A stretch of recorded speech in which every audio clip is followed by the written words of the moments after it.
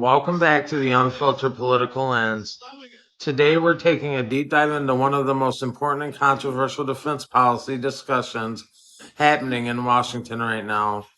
Reports into the headlines and social media posts have raised questions about whether the United States and Israel are moving towards some of military integration. Some commentators have even claimed that the two countries are preparing to merge their armed forces. But what are the actual facts? What is currently being debated in Congress, and what could these developments mean for American taxpayers? United States troops, Israeli security, and the future of the Middle East. In this report, we're separating verified facts from speculation and examining the bigger picture behind the growing military partnership between the United States and Israel. To begin, there is currently no publicly verified proposal to merge the United States military and the Israeli Defense Forces into a single military organization. The U.S. Armed Forces remain under the authority of the President of the United States and the U.S. Constitution, while the Israeli Defense Forces remain under the authority of the Israeli government.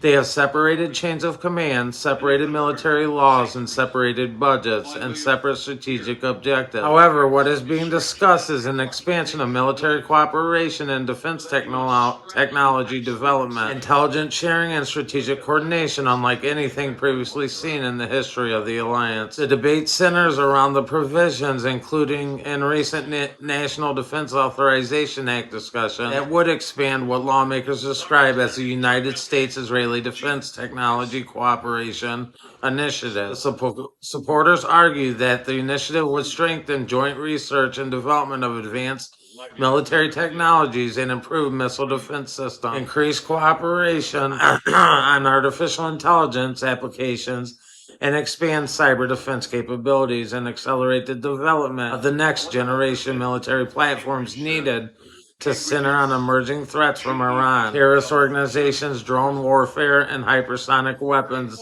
and cyber attacks. To understand why this debate is happening now, it is important to understand how dramatically the security environment in the Middle East has changed over the last several years.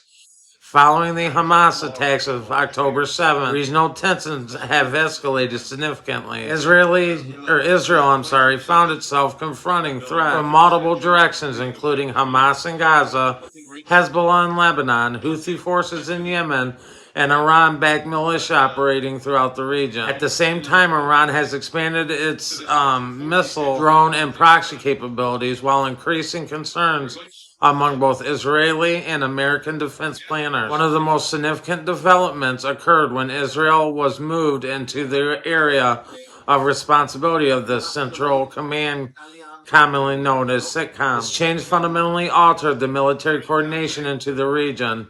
Instead of operating through separate command structures, American and Israeli military leaders gained greater opportunities for joint planning, intelligence sharing, military exercises, and operational coordination. Since then, the cooperation has expanded in areas including missile defense, naval security, and air defense integration, intelligence analysis, cyber operations, logistics planning, and regional threat monitoring. The supporters have expanded the cooperation, and they argue the modern warfare it increasingly requires partnerships among the allies. They point to successful collaborations on missile defense systems that have saved lives from rocket and missile attacks.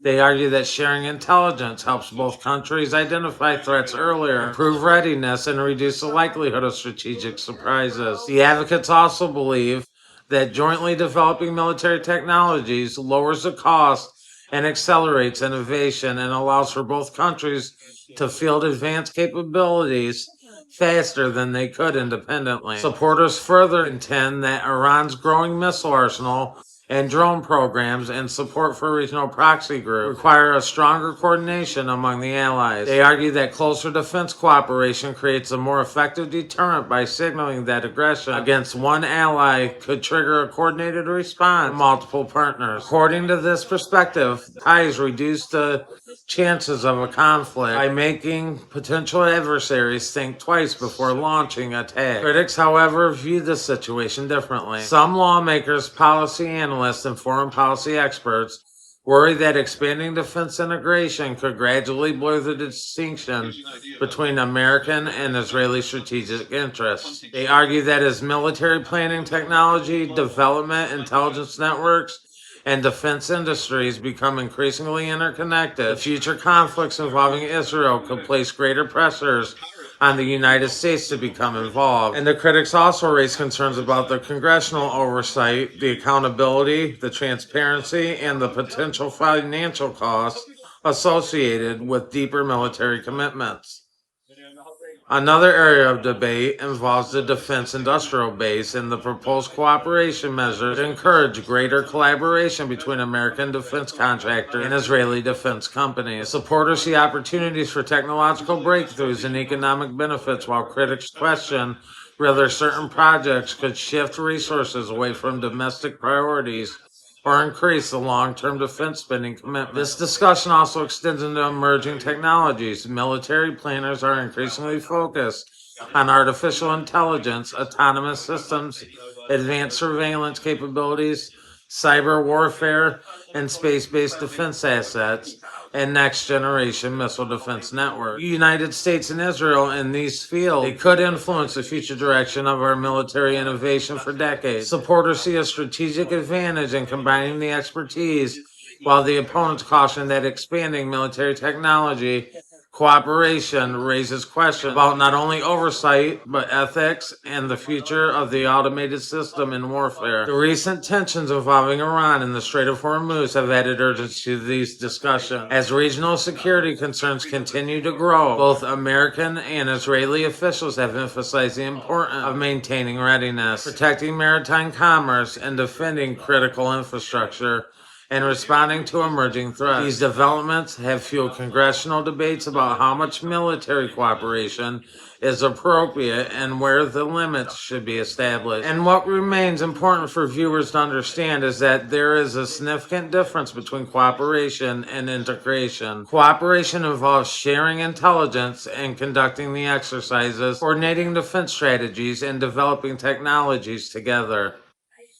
The integration in its strongest sense would simply imply shared command structures or combined military forces, something that has not been publicly proposed. Debate is focused primarily on expanding the cooperation, although critics argue that the continued expansion could eventually create a level of interconnectedness that would resemble partial integration in certain defense sectors. As Congress continues reviewing defense legislation and policymakers debate America's role in the Middle East, the future of U.S.-Israeli military cooperation will remain a major topic of discussion, and supporters believe these measures strengthen deterrence and improve security and protect both nations against evolving threats. Critics believe lawmakers must carefully evaluate the risk, costs, and long-term consequences before expanding military partnerships. The decisions made in Washington over the coming months could influence regional security, American foreign policy, defense spending priorities, and the military strategy for years to come. I want to thank you for watching the Unfiltered Political Lens.